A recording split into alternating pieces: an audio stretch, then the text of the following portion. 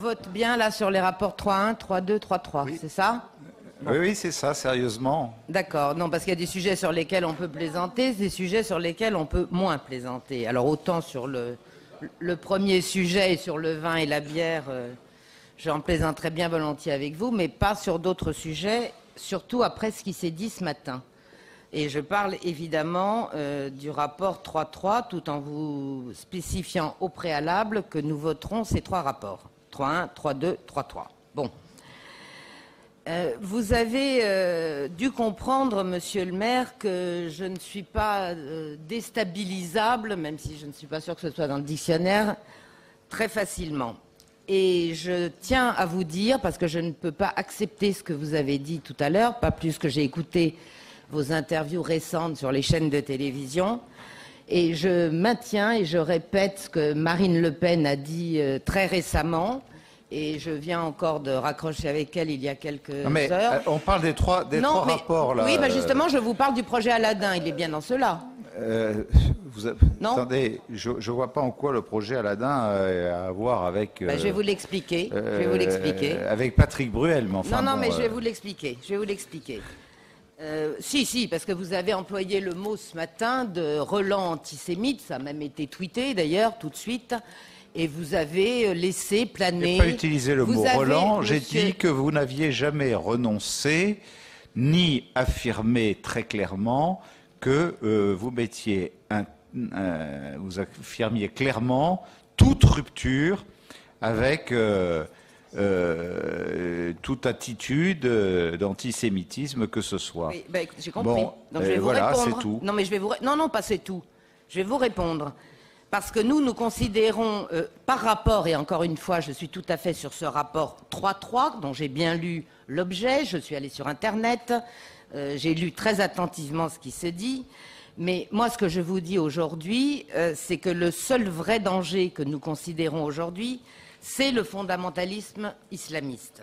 En France, ici, chez nous, dont vous, d'ailleurs, Monsieur Estrosi et d'ailleurs Monsieur Allemand, est en partie responsable. Alors ça donne effectivement des méras, ça donne des némouches et beaucoup de jeunes azuréens d'ailleurs qui partent faire le djihad en Syrie. Écoutez, et ça, je reconnais que c'est assez difficile de l'intégrer dans votre logiciel. Si vous n'avez rien à dire sur le rapport 3.3... Si, j'ai à dire. Alors venez au rapport 3.3. Non, mais voilà. Je vous parle du rapport 3.3 là. Non. Si, allez. Puisque le rapport 3.3, que je sache, est bien... vous voulez que je relise l'objet du rapport 3.3, mais je pense que tout le monde l'a lu, que c'est le projet Aladdin, qui est, si on lit l'ensemble, il ressort que c'est pour lutter justement contre l'antisémitisme. D'accord? Non? En gros, c'est ça.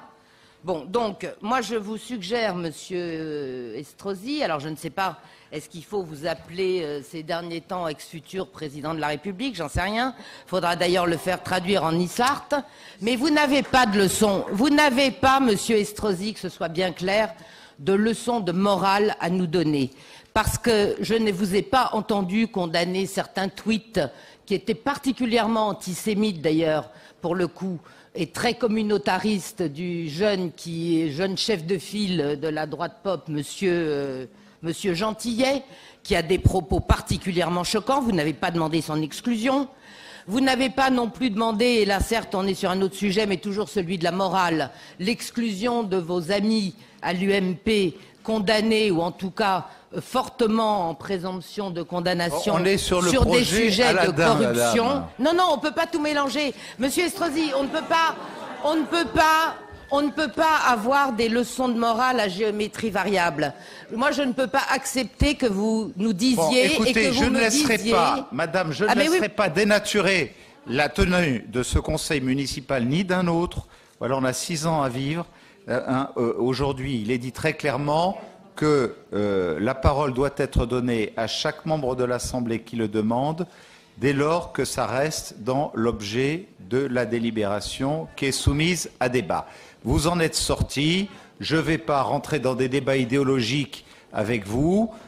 Ce matin, il y a eu un débat sur un propos tenu par Patrick Allemand que j'ai soutenu parce que j'estime que quelque part, lorsque l'on tient de tels propos en tant que personnalité politique existant sur la scène avec un certain rayonnement, une certaine influence, eh bien, voilà, c'est ma position. Moi, si qui que ce soit dans ma formation politique tient ce type de propos à l'égard de qui que ce soit